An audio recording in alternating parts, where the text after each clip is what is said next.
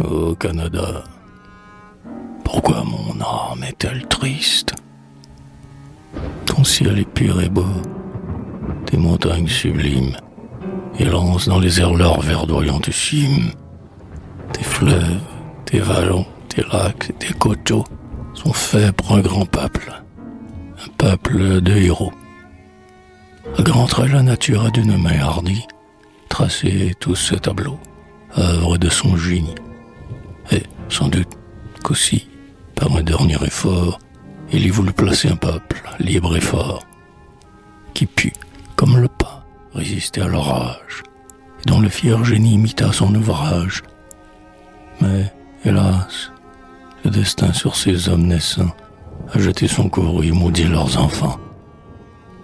Il veut qu'en leur valant, chassés comme la poudre, il ne reste rien d'eux qu'un tombeau dans la foudre, aura brisé le nom que l'avenir, en vain, voudrait lire en passant sur le bord du chemin. De nos aïeux la cendre profanée, servira d'aliment au souffle de borée. Nos noms seront perdus et nos chants en oubli. Abîme où tout sera bientôt enseveli.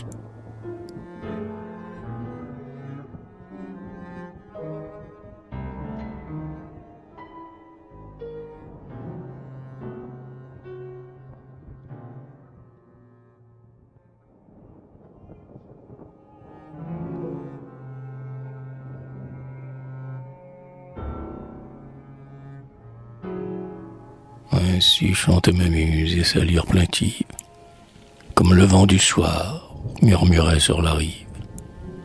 Mais les échos muets étaient sourds à sa voix, et le peuple qu'autrefois enthousiasme ses chants, enivrait son histoire, plus soucieux de sa gloire, s'endormait maintenant pour la première fois.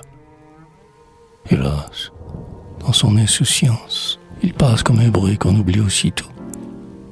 Rien de lui ne dira son nom ni sa puissance. Et il s'éteindra comme un flot qui se brise sur le rivage, sans même à l'œil du matelot laisser empreinte son image.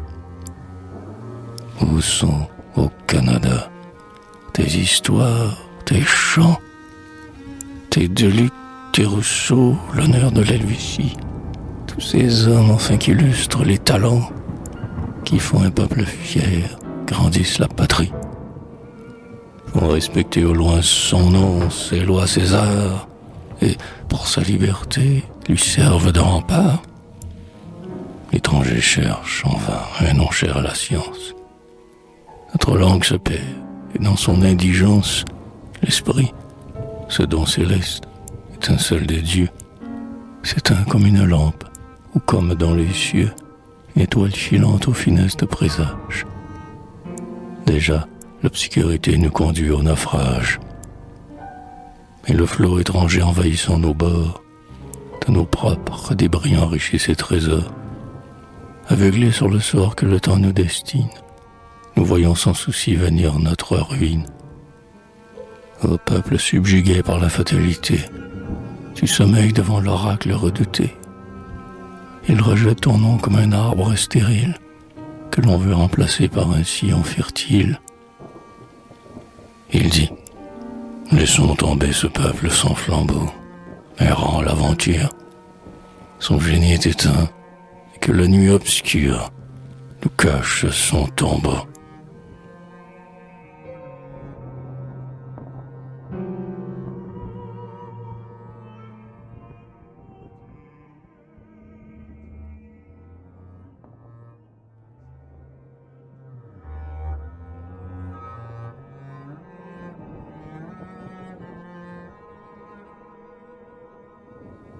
Pourquoi te traînes-tu comme un homme à la chaîne?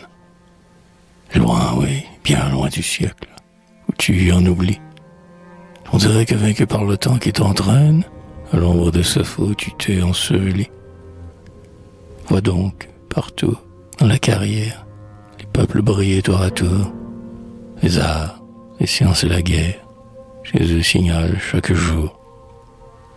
Dans l'histoire de la nature, où du bon porte le flambeau, la lyre de Cooper murmure, et le repentir à cette voix si pure, applaudit ce chantre nouveau.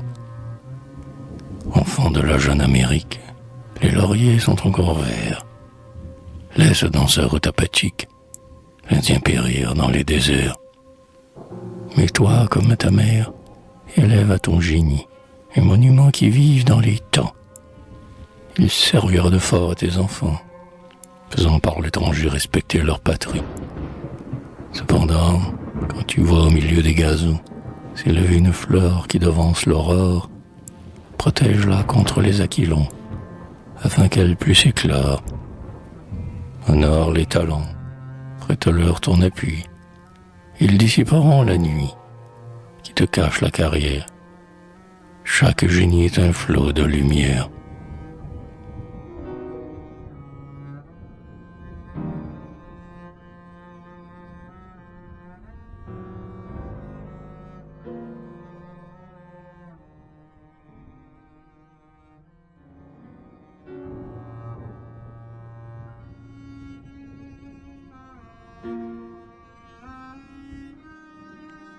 Ô peuple fortuné, ô vous dont le génie au monde spirituel découvrez jusqu'à Dieu, qui brillait dans les temps comme l'astre des cieux, l'esprit immortel, chaque œuvre accomplie. Par sa divine essence, il sera toujours. Dieu même n'en saura interrompre le cours. Ainsi Rome et la Grèce éternisant leur gloire, à l'immortalité léguèrent leur mémoire. L'Europe rajeunie, instruite à leurs leçons, poursuivit les travaux des Plines, des Platons, et l'homme remontant ainsi vers la nature, élève au Créateur toujours la créature. Mais pourquoi rappeler ce sujet dans mes chants? La coupe des plaisirs effémine nos âmes. Le salpêtre étouffé ne jette point de flamme. Dans l'air se perdent mes accents.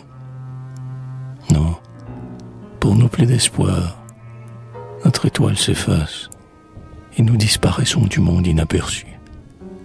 Je vois le temps venir et de sa voix de glace dire « Il était, mais il n'est plus ». Ma muse abandonnée à ces tristes pensées croyait déjà rempli pour nous l'arrêt du sort, et ses yeux parcourant ces fertiles vallées semblaient à chaque pas trouver un champ de mort. Peuple, pas un seul nom ne surgit de ta cendre, pas un, pour conserver tes souvenirs, tes chants, ni même pour nous apprendre s'il existait depuis des siècles ou des ans.